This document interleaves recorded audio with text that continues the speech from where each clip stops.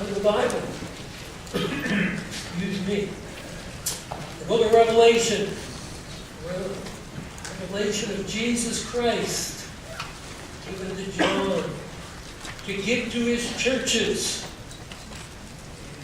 We are one of those churches. What a blessing it is to study, have God's final word on what his plans for the future of his creation are and how everything is going to end.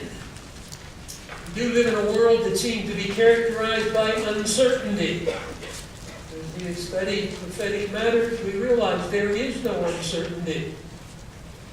There is a God who is certain, who has established his plans, and his purposes are being worked out. And ultimately, the final chapter will be the victory that he has accomplished in Christ and the redemption of creation and many among those of fallen humanity. Much of the Bible is prophetic. The book of Revelation is primarily prophetic. From chapter 6 on, we are talking about a final 7-year period in Israel's history.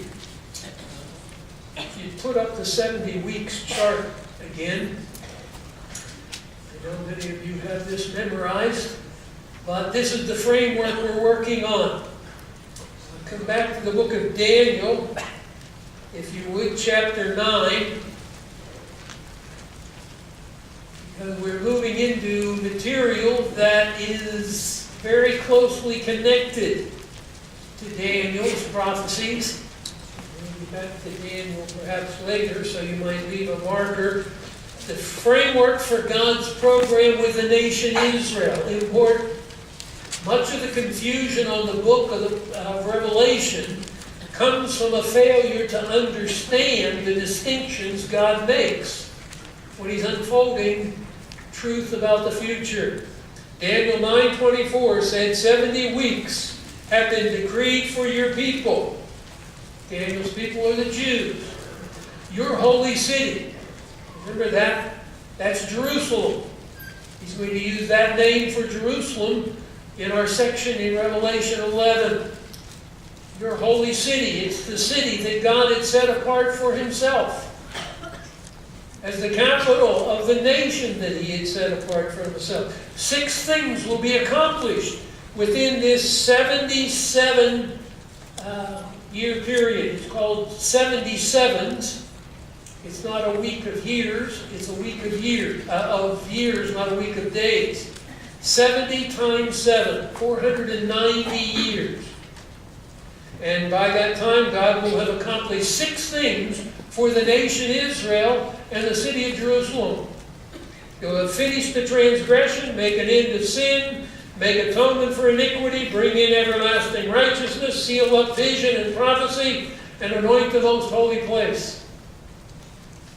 All those things haven't been done. Even though we've had 483 of the 490 years done. And as this chart shows, 483 years brought us right up until the first coming of Christ. And shortly before his crucifixion, the 483 years came to an end. They begin in 444 BC. We're not going back to the reasons we've done that. Carries us to the crucifixion. We're told in verse 26, after 62 weeks, which in the previous verse are after 7 weeks. So after a total of 69 weeks, that's where we get the 483 years. 69 times 7. The Messiah will be cut off and have nothing. That was the crucifixion of Christ. He had nothing. There was no kingdom established. He's not ruling over the earth. He died on the cross and ascended to heaven. Then we're told the people of the prince who is to come. Note that individual. The people who of the prince who is to come. So that the people here, they're connected to a prince who is going to come. That prince who is going to come is yet future. We'll talk about him specifically in Revelation chapter 13 in some detail. The people of the prince who is to come will destroy the city and the sanctuary. We know who destroyed Jerusalem and the temple. That happened in 70 A.D. It's common knowledge. Destroyed under Titus, the Roman general, in 70 A.D. And then you have, and its end will come with a flood, and even to the end there will come war. Desolations are determined, and he will make a firm covenant with the many for 1 week. Well, who is the he? The people associated with the coming prince who destroyed Jerusalem and the sanctuary. But the prince who is to come, in verse 26, he will make a firm covenant with the many for 1 week. And we've noted, the Bible doesn't talk about what we call the church age. This period in color right here on your map. But there's an indication. Christ was crucified after the 69th week, not in the 70th week. And then there's information that happened after the temple in Jerusalem will be destroyed in 70 A.D. The church begins and runs through the period of time in which we're living. And then in verse 27, a coming prince who's associated with the people who destroyed Jerusalem and the temple. We'll talk more about his identity when we get to Revelation chapter 13, but he seems to be connected with the Romans. The people who destroyed Jerusalem and the temple in 70 A.D. were the Romans. And the prince who is to come is connected as part of those people. He will make a firm covenant with the many for 1 week. So what has happened? God's program for Israel is put on a sidetrack. Not that God's plan didn't include this, but it's not anywhere revealed in the Old Testament. There's nothing about the church revealed in the Old Testament. Now, if you keep this in mind, it will keep you from being so confused. Much of the confusion that comes from interpreting the book of Revelation, we're coming into chapter 11. You read commentary, some commentators say that chapter 11 is one of the most difficult chapters to interpret in all the Bible. You know why they say that? They put the church in chapter 11. The church is removed before this 7th week begins. We talked about the rapture of the church. This beginning here will be with when this prince who is to come makes a firm covenant with the many, referring to the Jews, for 1 week, 1/7 year period. Now remember, all 77-year periods pertain to the nation Israel and the city of Jerusalem. And God's program with the nation Israel, the Jews. So the church is not an issue in here. It's been removed. Now we're back to God's program with the nation Israel. He's going to bring it to completion. You didn't know that there would be a 2,000-year break between the 69th week and the 70th week. And we're not saying God's plans changed. His plans have been settled from eternity.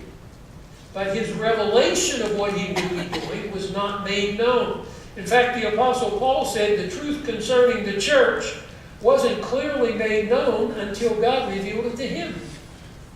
So, this is the period of time here. We are now with the 70th week. And you note the rest of this while we're here. In the middle of the week, verse 27. So in the middle, that's why we divide this into two. This is where we are in Revelation 11. He will, in the middle of the week, he'll put a stop to sacrifice and grain offering, and on the wing of abomination will come one who makes desolate. So, Daniel's prophesying what's going on here. This 7-week period, this 7-year period, 1 week of years, is divided into 2 parts now. He makes a covenant for one 7-year period. In the middle of that 7-year period, this is where we are, he breaks that covenant. Now remember, we're going through judgments in the book of Revelation. Chapter 6, we had the judgments of the seals. Then in chapter 7, we had an interlude, a break. And he told us about some things that would help us understand what was going to take place in the future. The 144,000 Jews were sealed.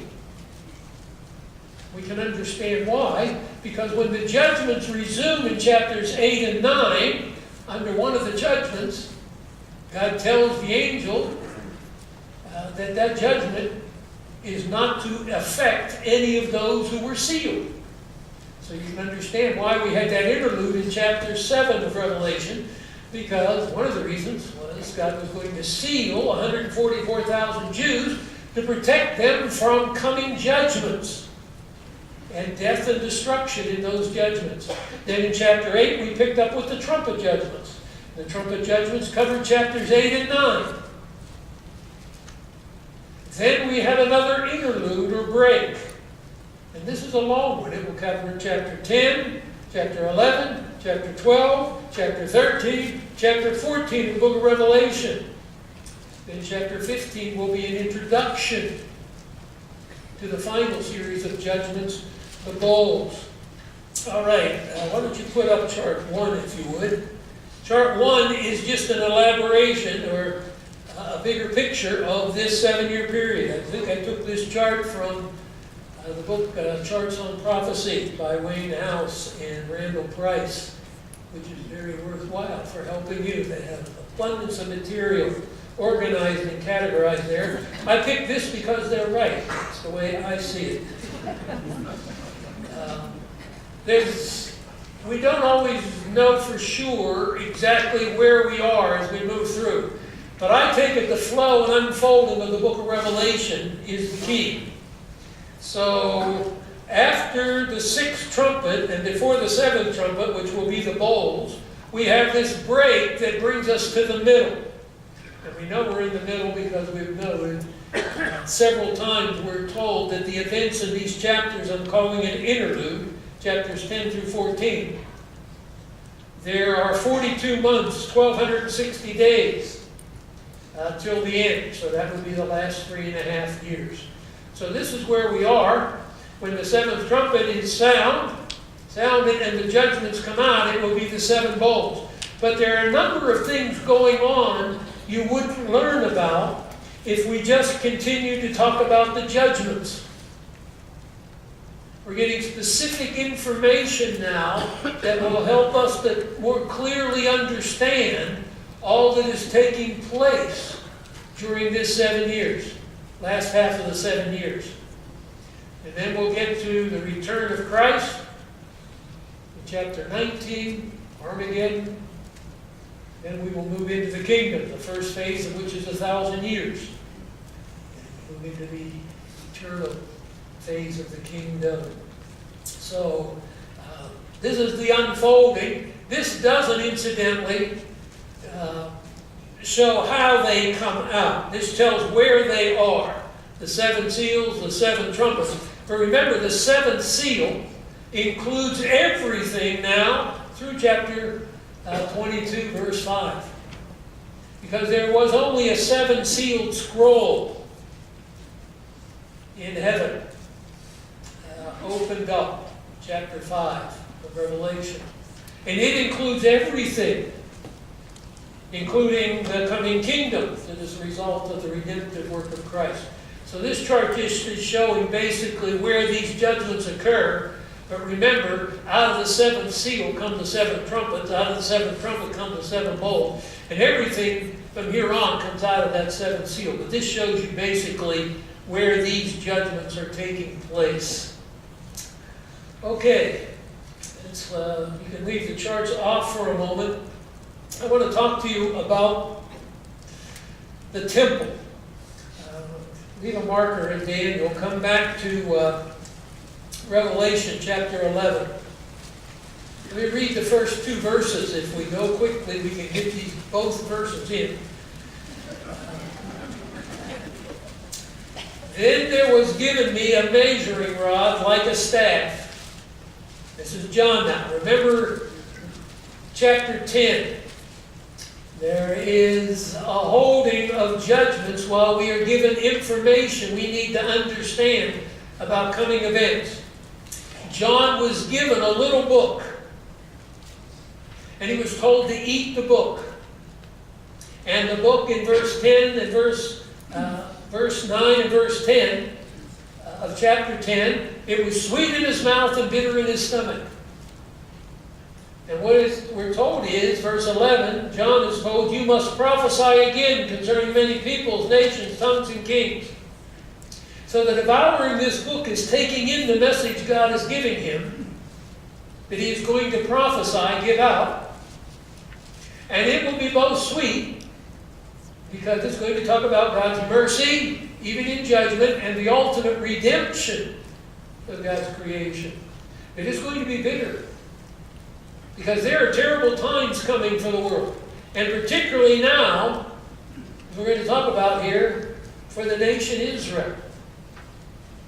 So we are getting prepared for the worst of the worst times.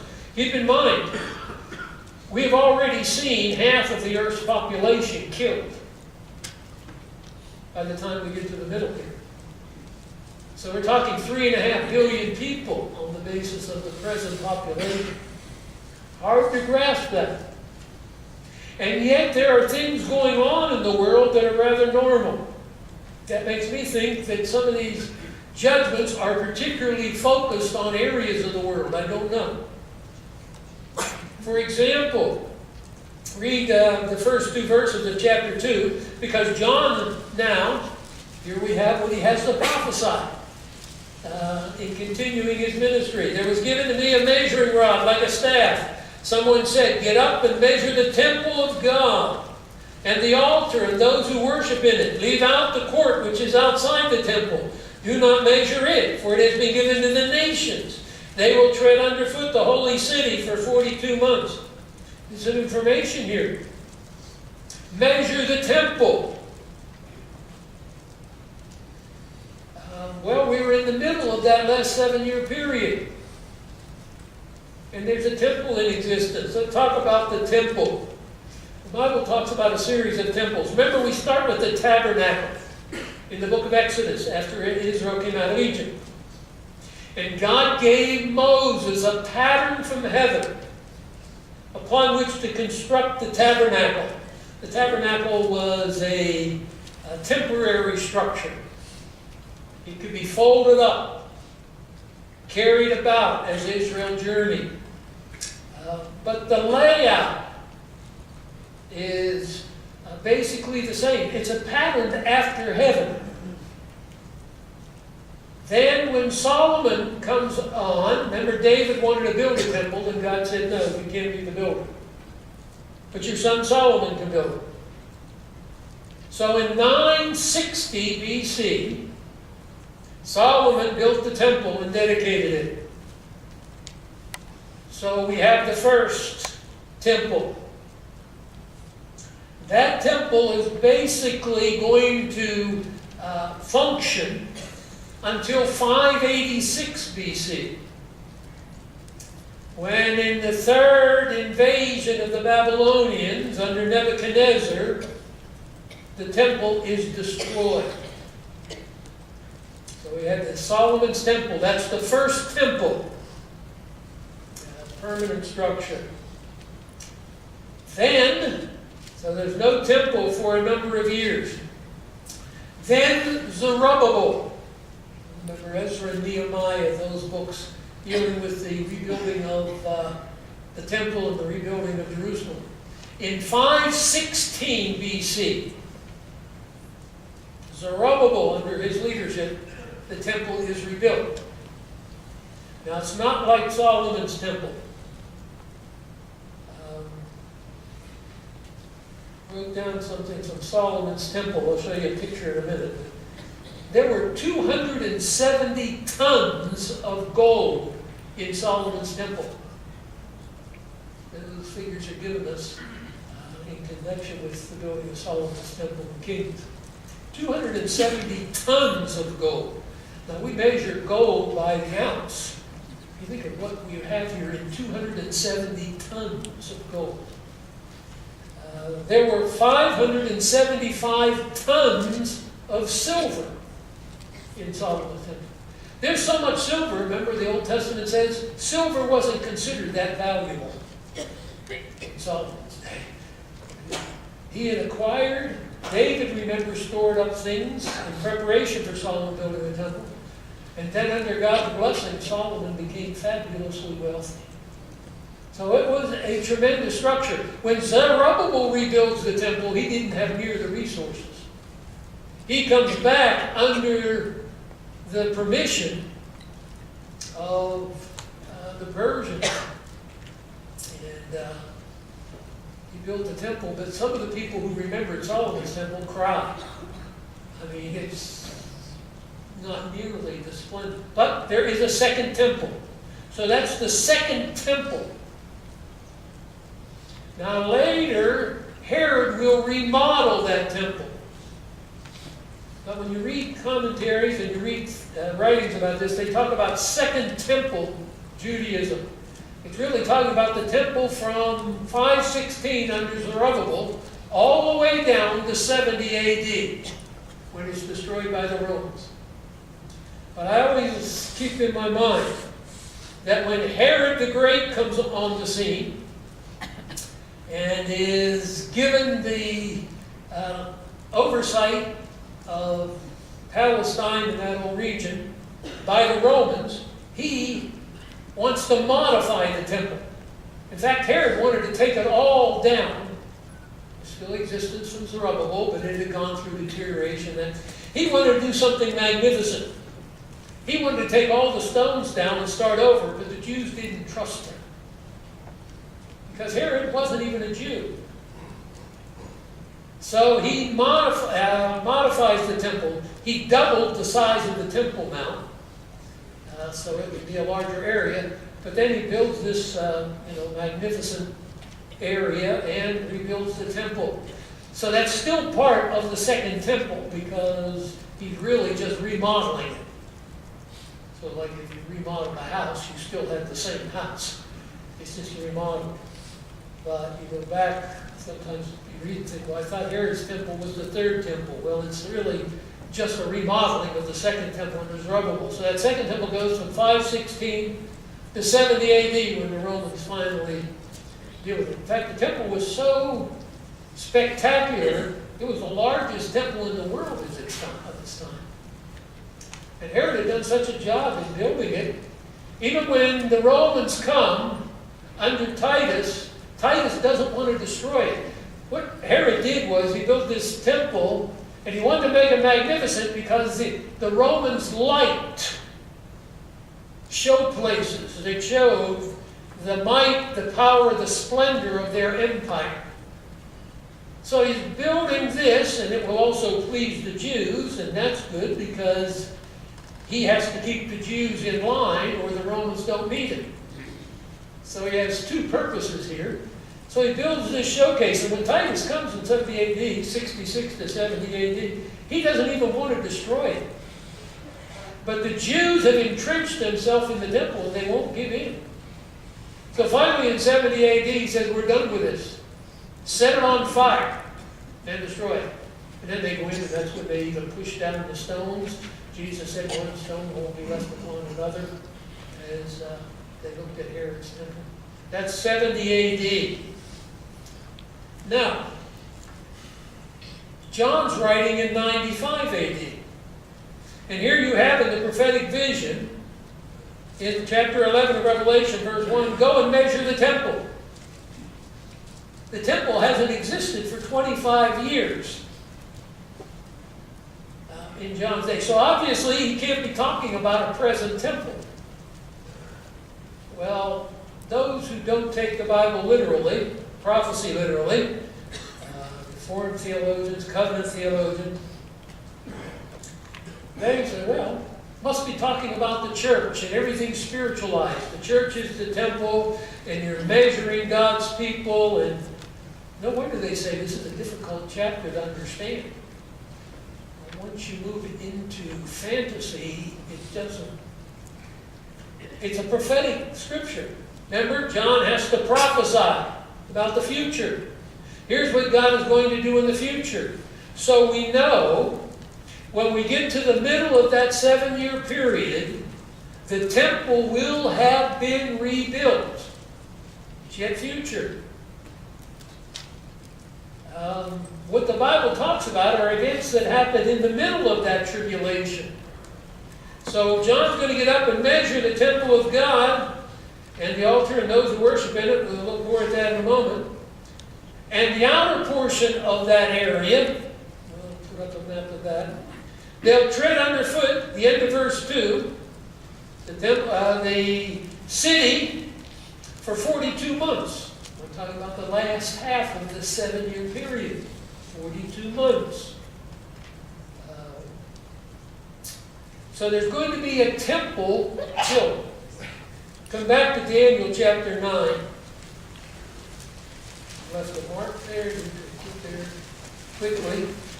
We read in verse 27, this coming prince will make a firm covenant with the many, with the Jews, for 1 week, 1 7-year period. That marks the beginning of that last 7 years.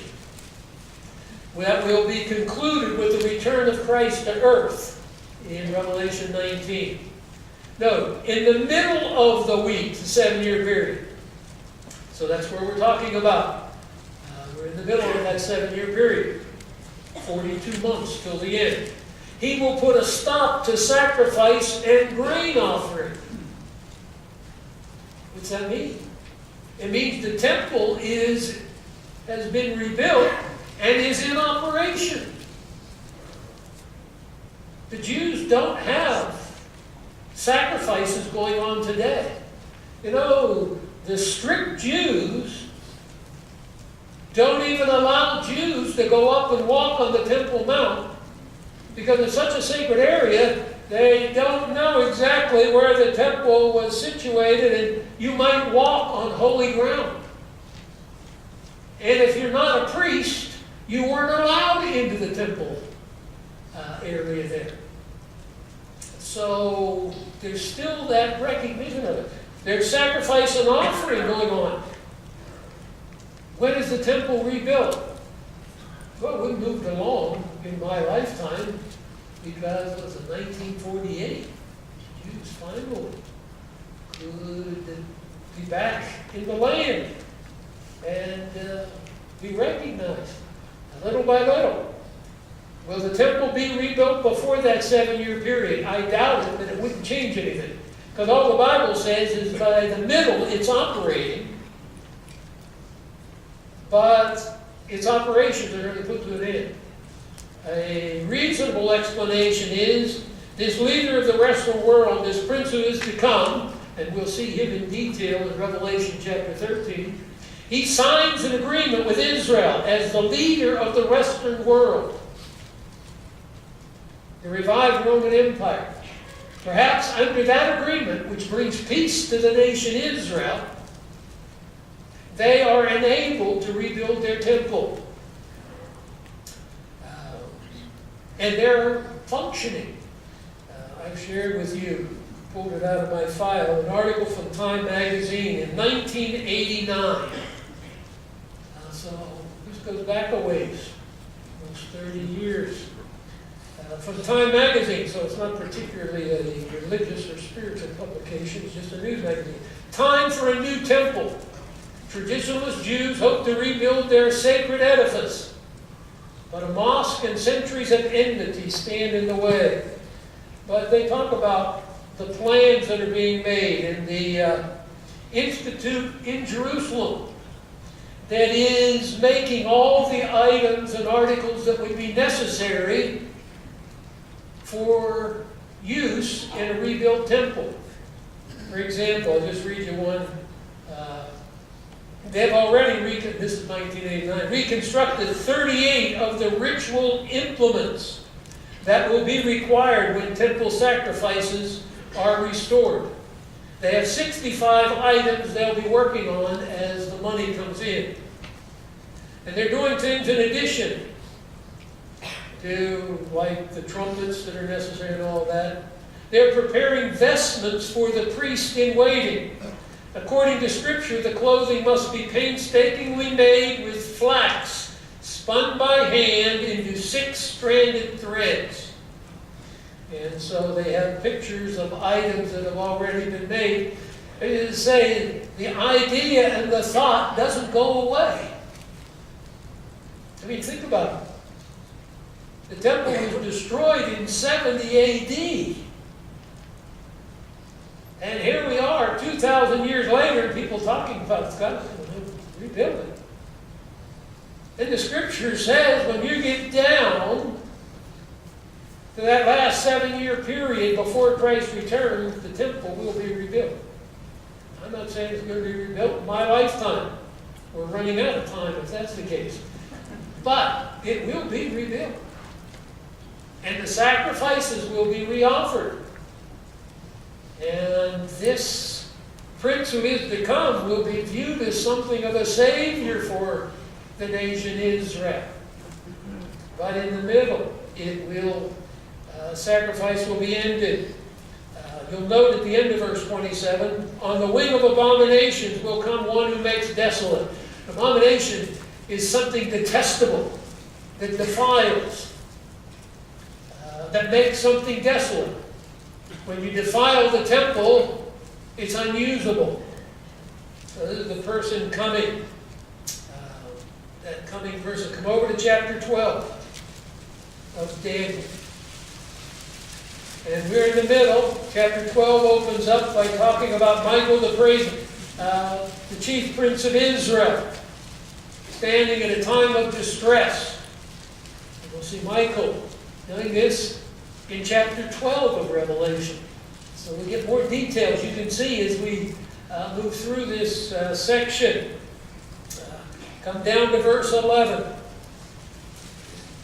From the time that the regular sacrifice is abolished and the abomination of desolation is set up, so there's going to be a specific idol, image, an abomination of desolation, something that defiles the temple and renders it unfit for proper use.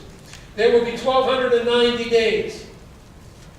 So we have an extra 30 days to add into the 1,260 days that will be used in Revelation. And then blessed is the one who comes to 1,335 days. We'll talk about why these additional days we have things to be done. Judgments of nations, judgment of Jews, things like this that will be taking place. But anyway, you can see we're in about the 3.5-year segment, that abomination of desolation. Come over to Matthew 24. Now Jesus is speaking.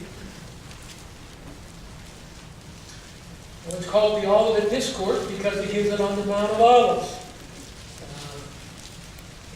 And they're coming out, they go out past the temple buildings, and Herod's temple was magnificent.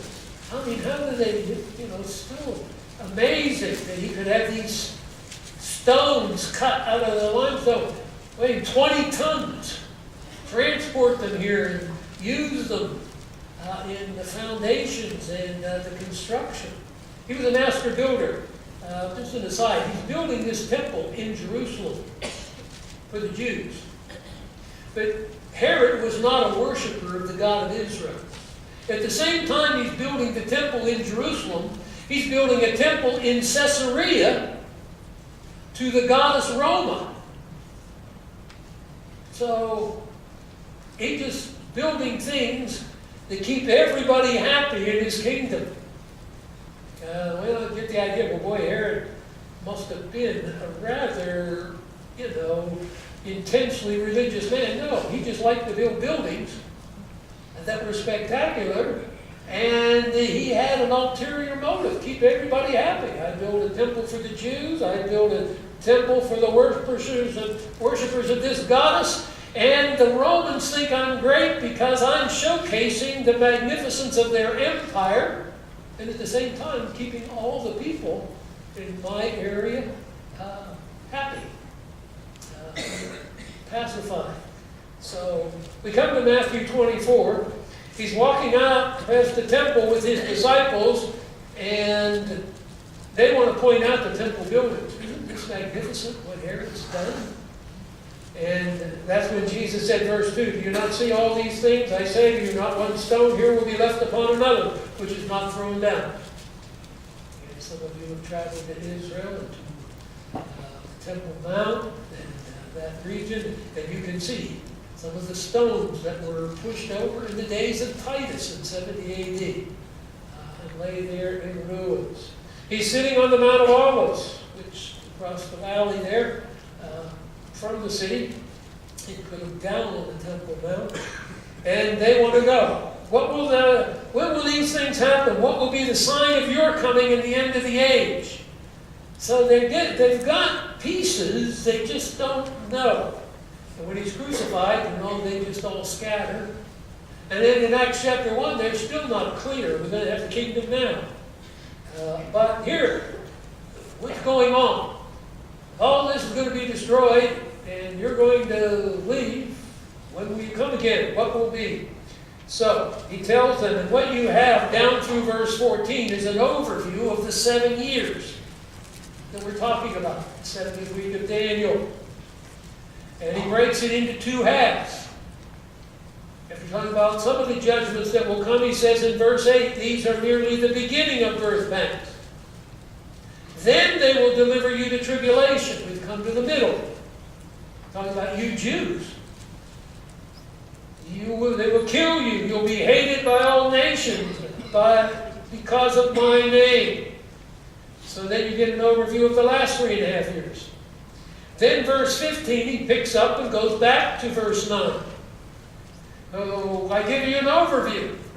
But what's really important to the Jews is, because the first 3.5 years of the tribulation, they're under the protection of the leader of the Western world and his alliance. It's in the middle there's going to be a breaking of his agreement with them, and the breaking out of persecution. So he says in verse 15, therefore, when you see the abomination of desolation, which was spoken of through Daniel the prophet, standing in the holy place. Whoa. Yeah, we read about that. Chapter 9 and chapter 12. And there's going to be a specific item standing in the holy place. We had a preview of this back in Daniel chapter 11. Verses 21 to 35 talks about a past ruler, Antiochus Epiphanes. Not a very humble man. You know what his name means? God manifest. That's how he presented himself. They found coins that he had minted with his image on it. And he's Antiochus, God manifest. He had a statue of the god Zeus built and set up in the temple in Jerusalem with his face made on that statue of Zeus. I am God, the god Zeus, manifest in your presence. You get an image of that one. He sacrificed a pig on the altar to defile it. You had something of a preview. So here, the abomination of desolation, you're going to see, we've seen judgments in the world, and you wonder, how could this be? You're having an agreement with Israel, they're rebuilding their temple, and already we've seen 3.5 billion people die in the judgments. As we noted, we don't know how the judgments are spread out, and perhaps parts of the world are destroyed. Where will North and South America be in this period of time? Maybe it won't be. Maybe it will have been destroyed in the judgments and the catastrophes. Maybe Yellowstone will erupt, along with a number of other volcanoes and the earthquakes that take place. And most of the Americas are rubble. We don't know. But we know the judgments that are coming. We know what will be taking place. And it's going to be rather normal in some ways. This would make me think that a lot of the judgments are focused on parts of the world. While you're in Matthew 24, come down to verse 36. The day and hour no one knows, not even the angels of heaven, the Son, but the Father. For the coming of the Son of Man will be like the days of Noah.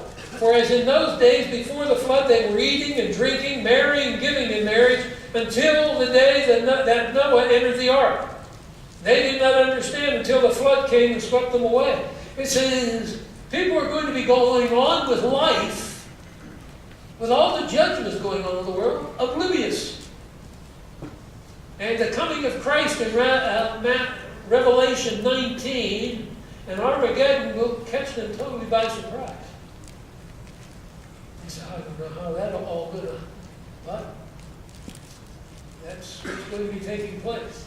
So we shouldn't be surprised that Israel, God's not going to allow Israel and the land of Israel to be destroyed. The devil would like that. So the judgments being poured out that we've seen, the seals and the trumpets aren't destroying Israel. And evidently not the revived Roman Empire either. Perhaps those judgments facilitate that solidifying and world rule of this man. We don't know. We know what's going to happen, but the details of how it's arranged, we don't. But you'll note, the abomination of desolation in Matthew 24:15 is standing in the holy place. And it says, the persecution of the Jews will be instantaneously breaking out. So quickly, they shouldn't even go down to pack an overnight case. They shouldn't even go down to get a coat. That's how quickly things will change for the Jews. Verse 21. Then there will be great tribulation, such as not occurred since the beginning of the world until now. We think we've seen a lot. 3.5 billion people have died. Now, Jesus says, now there'll be great tribulation for the world. I mean, there's nothing like the wrath of God. People think, well, my God wouldn't do this. You reject His love. You're the object of His wrath. There's no middle ground.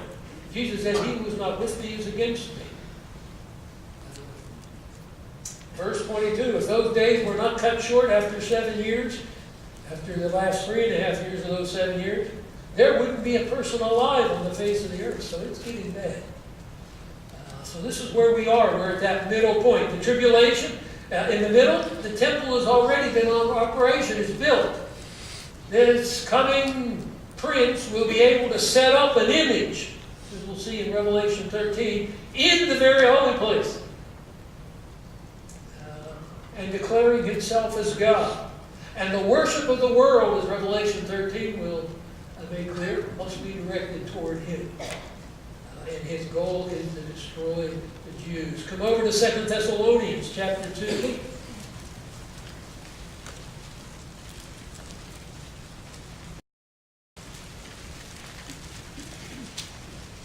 Second Thessalonians chapter 2. We're talking about the same period of time, the day of the Lord, that the end of verse 2 talks about. They thought their sufferings were so great they might be in that day. He said, no, you're not in that day.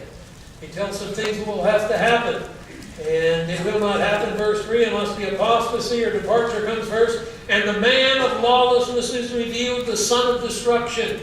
If you get one of the books on prophecy that we would have in the library or the bookstore, you can see the different names. Remember, he was called the Prince Who Is Coming in Daniel 9.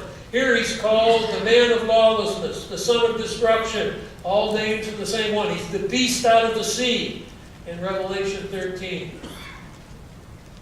The son of destruction. He opposes and exalts himself above every so-called God or object of worship, You see, we'll get to this in Revelation 13.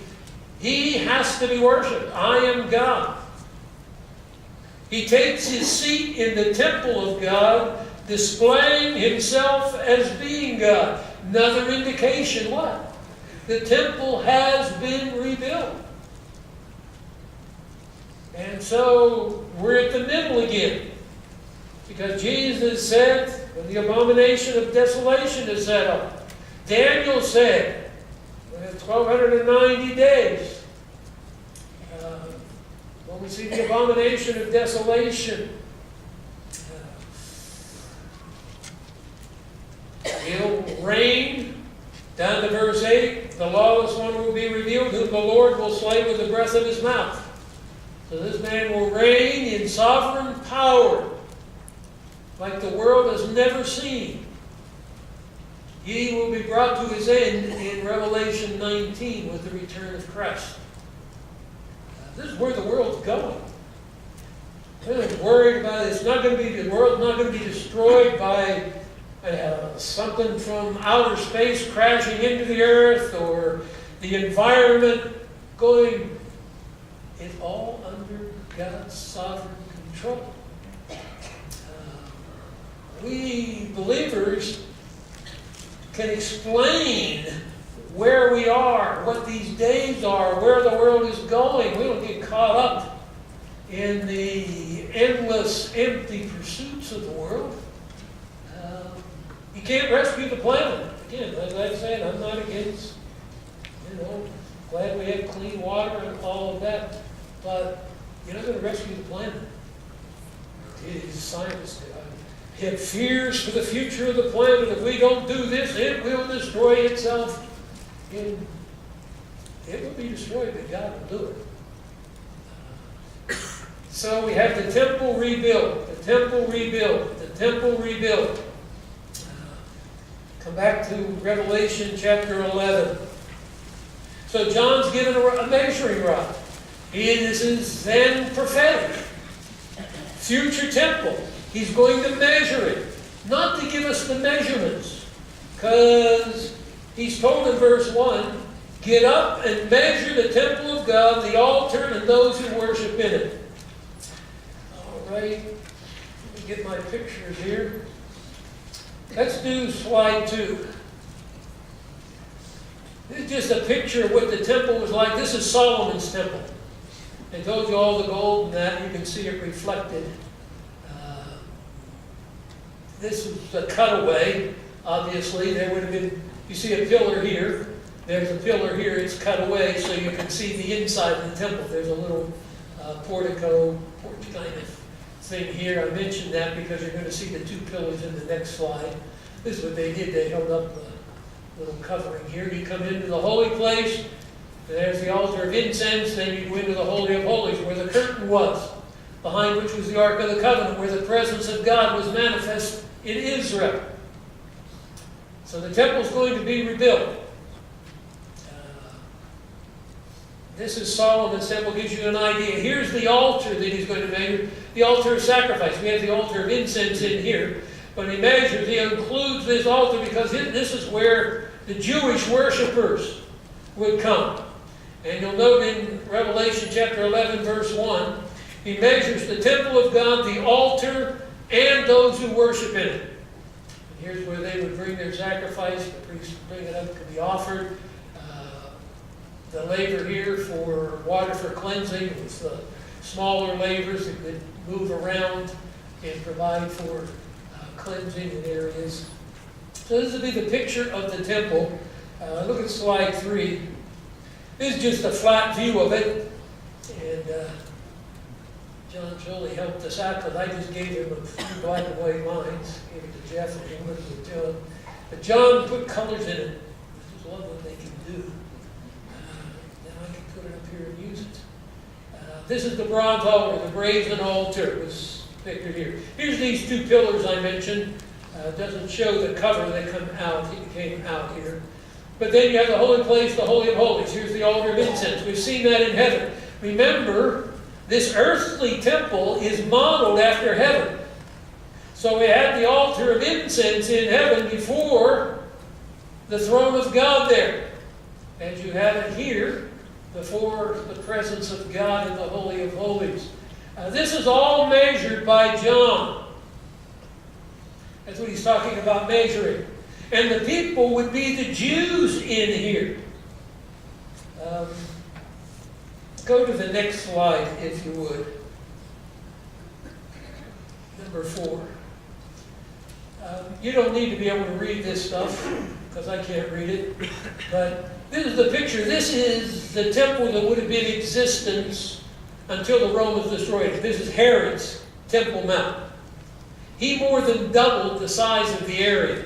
So he had to have these huge stones cut and brought in so he could lay a foundation to support the expansion of the Temple Mount here. What I want you to note here is, along here you have a line. That's a wall about 4 feet high. Out here is what is called the court of the Gentiles. So Gentiles were allowed in here, but Gentiles could not go any further. So that's what's being distinguished here. That John is to measure this temple area, but the outer area of the temple, when he says, leave out, verse 2 of chapter 11, leave out the court which is outside the temple, do not measure it. It has been given to the nations. They will tread underfoot the holy city. Remember the holy city, Jerusalem? We saw in Daniel 9, and there's other passages we don't have time to go look at again. So, it's making a division between the Jews and the non-Jews. And measuring has 2 purposes. You can be measured to be protected. You can be measured to be judged. We don't have time. We won't go back to Zechariah chapter 2. But there you have a measuring of Jerusalem going on. And it's in the context of protection. It's in the context of judgment. But God is saying, even though all this persecution is going to break out, and every attempt like the world has never seen is made to destroy every Jew, God is measuring them and protecting them. But the Gentile part of the world, there's no protection. And God will be pouring out His judgments of destruction on the world. Because remember, we're back in this 7-year period that is part of the 70 weeks that God has set for Israel and Jerusalem. So I say, if you put the church into this 70th week, you're just in a world of confusion, spiritualizing, allegorizing, trying to find connections that aren't there. But when you see this is Israel, and He's measuring the things associated with Israel. And the purpose of this 70th week, along with pouring out judgment on an unbelieving world, is to bring Israel to its knees. So that by the end of this 7 years, you will have them calling out for their Messiah to come again and rescue them. Come back to Romans chapter 11. I have to leave out a couple of verses. You can drop that slide now. Thank you. You thought I was kidding when I told you we had to hurry to get through these 2 verses.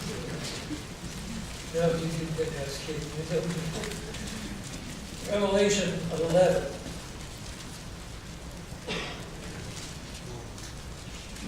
Verse 25. I do not want you, brethren, to be uninformed of this mystery. He's writing to the church at Rome, fellow believers, primarily Gentile Christians. He says there's a mystery that has been made known, so that you don't get proud.